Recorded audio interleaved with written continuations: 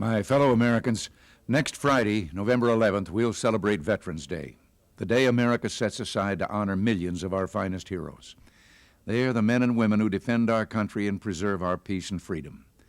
This Veterans Day offers more reason than ever to think about what these special people mean to America.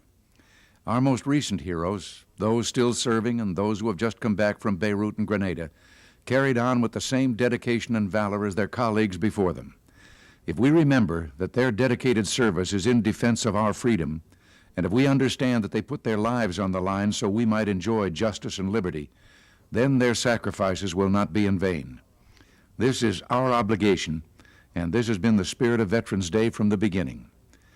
Veterans Day was originally called Armistice Day. It was first celebrated in 1919, the year we commemorated the armistice ending a war that was to have ended all wars. 2 years later, a solemn ceremony was held in Chalon-sur-Marne, a town in northeastern France. The ceremony would have deep meaning for America.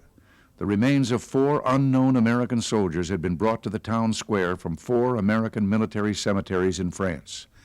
An American sergeant, Edward F. Younger, placed a bouquet of white roses on one of the caskets. The American unknown soldier of World War I had been designated. After transport across the Atlantic aboard Admiral Dewey's flagship, the cruiser Olympia, our nation laid this hero to rest in Arlington National Cemetery on Armistice Day, November 11, 1921. 62 years have now passed.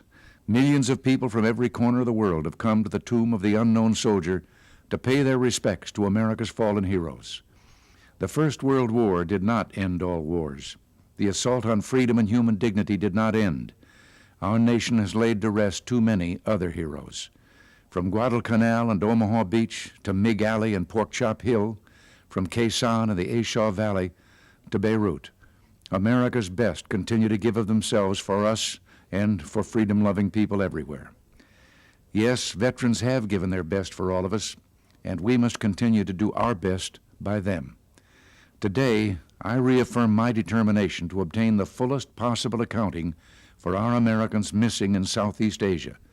The sacrifices they made and may still be making, and the uncertainty their families still endure, deeply trouble us all.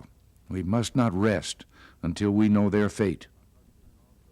Our hearts turn also to our disabled veterans.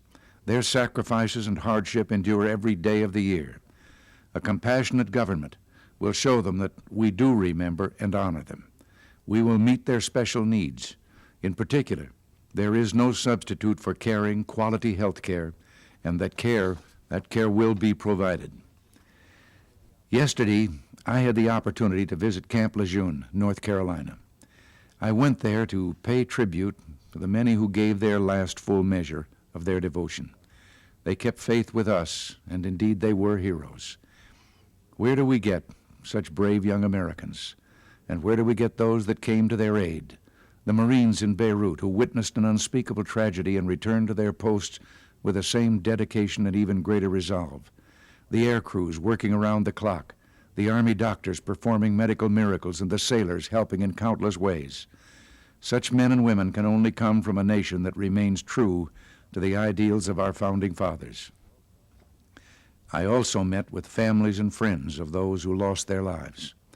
I share their sorrow, and they have my prayers as I know they have yours. These brave men protected our heritage of liberty. We must carry on. I believe we can and will.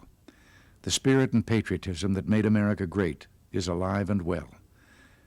There was a brief ceremony in a hospital ward of Fort Bragg, North Carolina last week that showed what I'm talking about. News photographers were taking pictures of soldiers who had just been awarded Purple Hearts and other decorations for valor. One wounded soldier, Private First Class Timothy Romick of the 1st Battalion, 75th Rangers, wearing a Purple Heart and a combat infantry badge on his pajamas, interrupted the photographers. He said, "Wait a minute."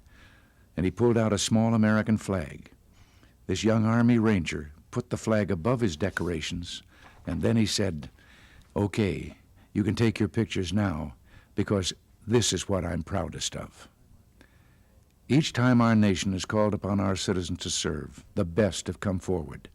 Words cannot express our gratitude and admiration, but we can and should take the opportunity on this Veterans Day to remember their gift to us. When you see one of our young men and women in uniform on the street or someplace, how about a smiling hello and maybe a thank you? Veterans know better than anyone else the price of freedom, for they've suffered the scars of war. We can offer them no better tribute than to protect what they have won for us. That is our duty. They have never let America down.